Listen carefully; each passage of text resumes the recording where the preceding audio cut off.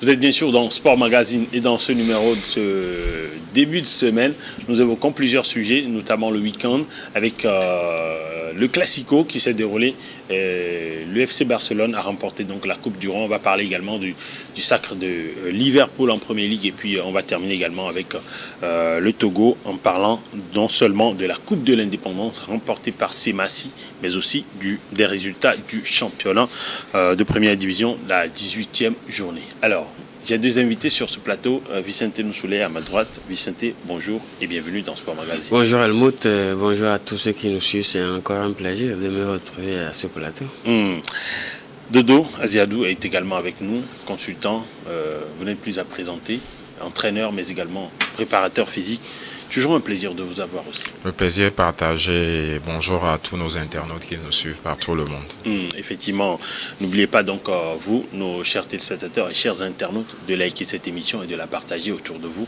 Laissez des commentaires, des suggestions. Cela nous fait toujours plaisir. On commence donc avec le Classico qui s'est déroulé samedi. Une victoire 3-2 du FC Barcelone contre le Real Madrid en finale de la Coupe du Roi permet au Blaugrana de pouvoir remporter ce titre au bout d'un match chaotique, on peut dire, non seulement côté arbitrage mais également avant même ce match et au terme même du match avec des cartons rouges, des tensions autour de la pelouse. Un scénario du match, de l'avant-match, du match et de l'après-match sans précédent, on peut dire. Mais au final, le Barça s'en sort victorieux et on peut dire que le Barça est en route vers un quadruplé. Après la Supercoupe d'Espagne, ils ont maintenant la Coupe du Roi et ils sont en tête de la Liga, non seulement, ils sont aussi en demi-finale de la Ligue des Champions. Vicente.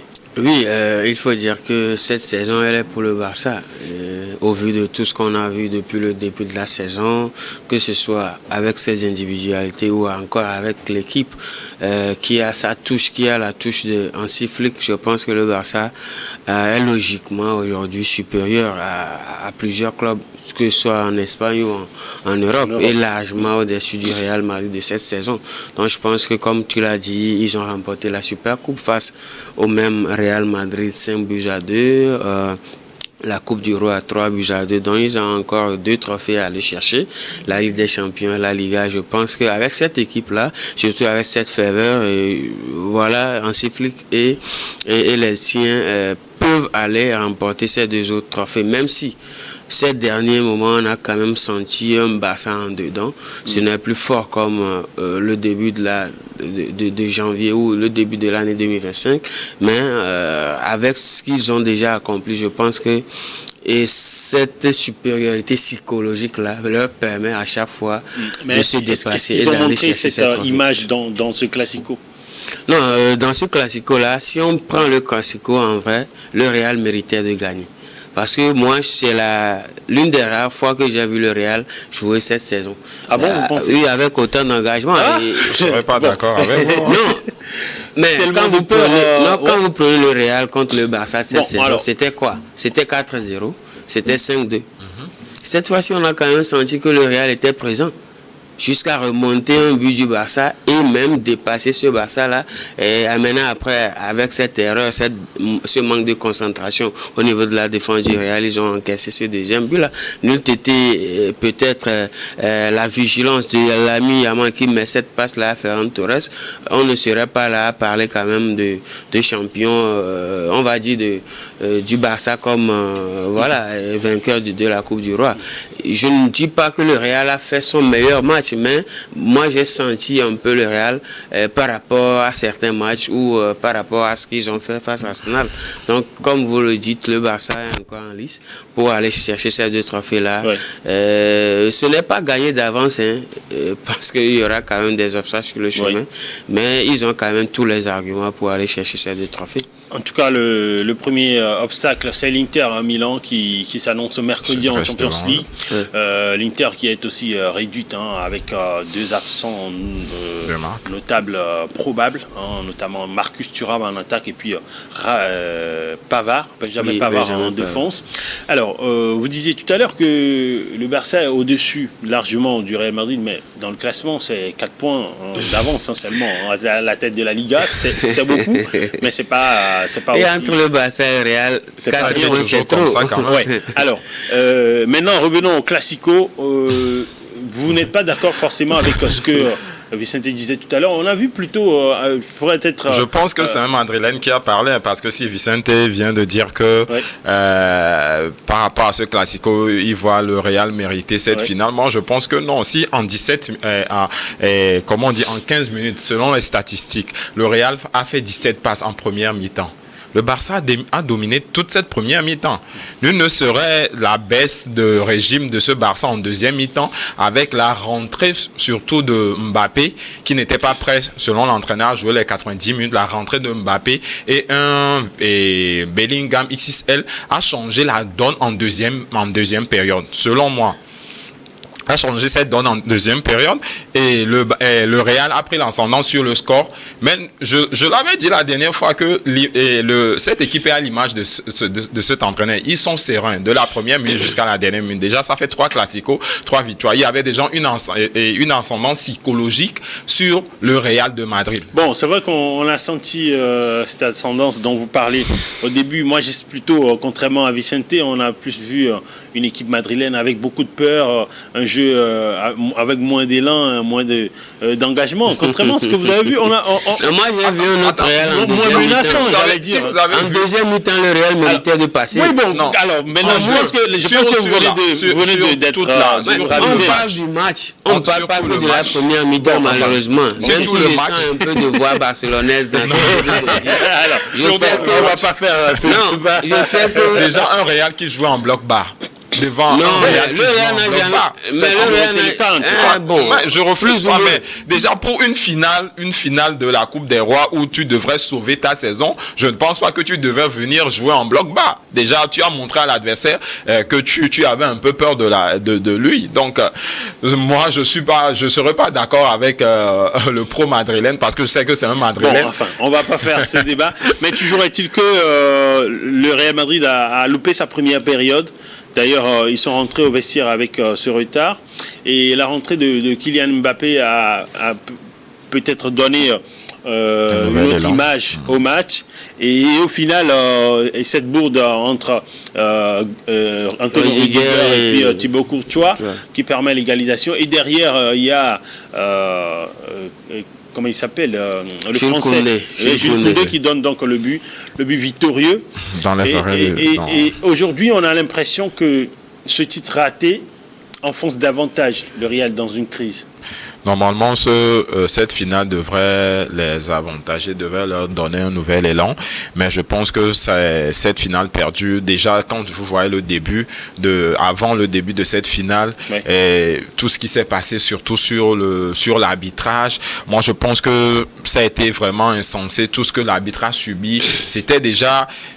Il y avait un avant-match qui n'avantageait pas. Il se mettait déjà une pression où le Barça, par contre, était tranquille, venait seulement jouer cette finale pour la gagner.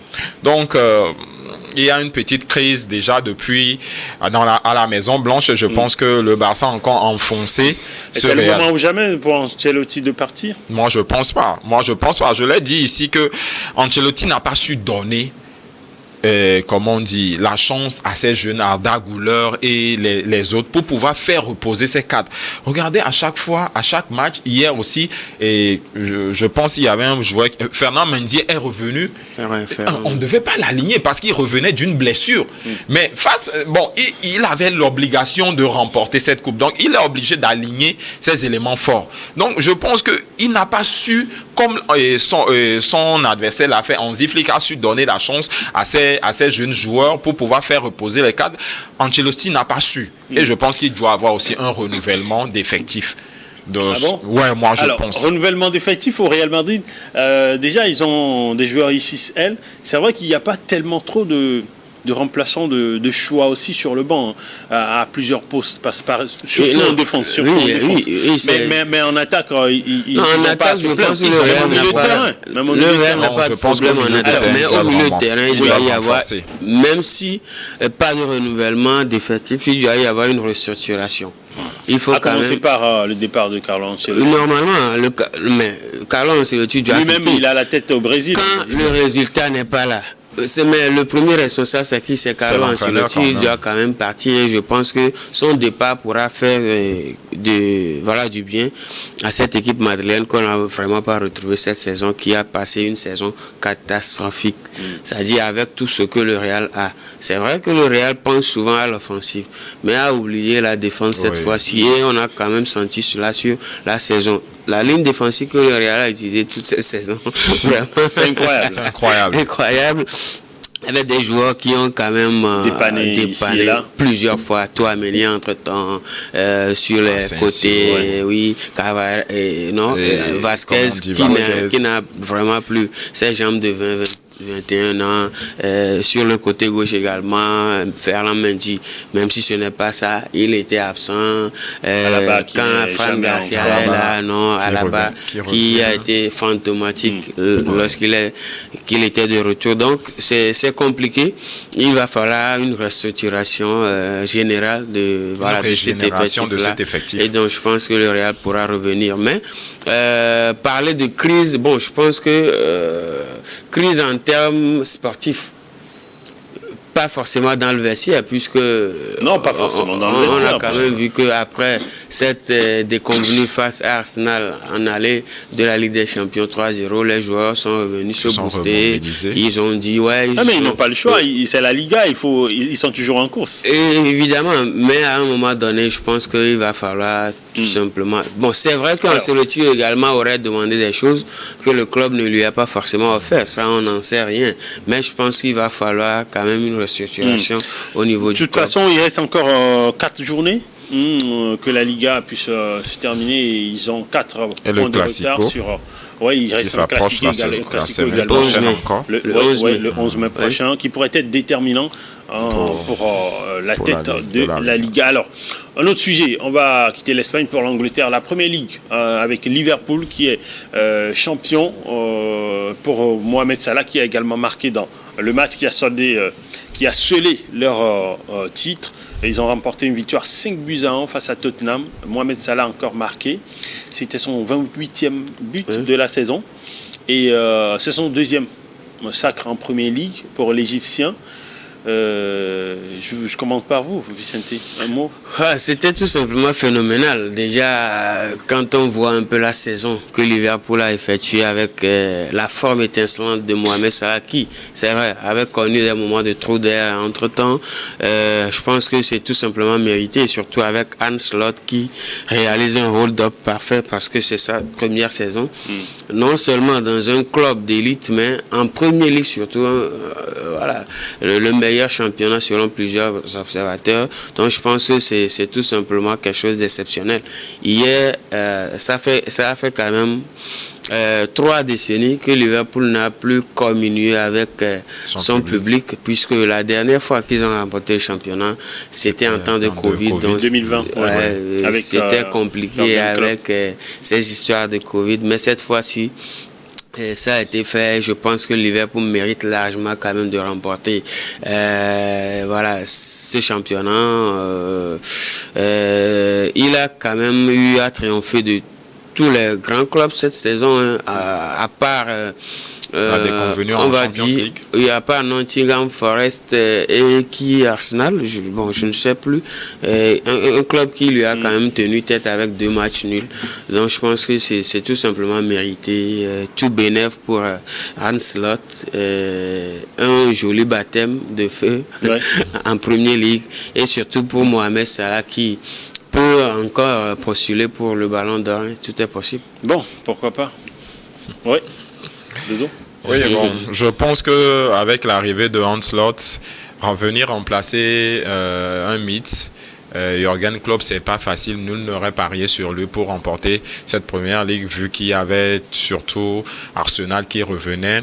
Il y avait l'ogre, comme on dit, Manchester City de Pep Guardiola. Donc, je pense que il est à féliciter.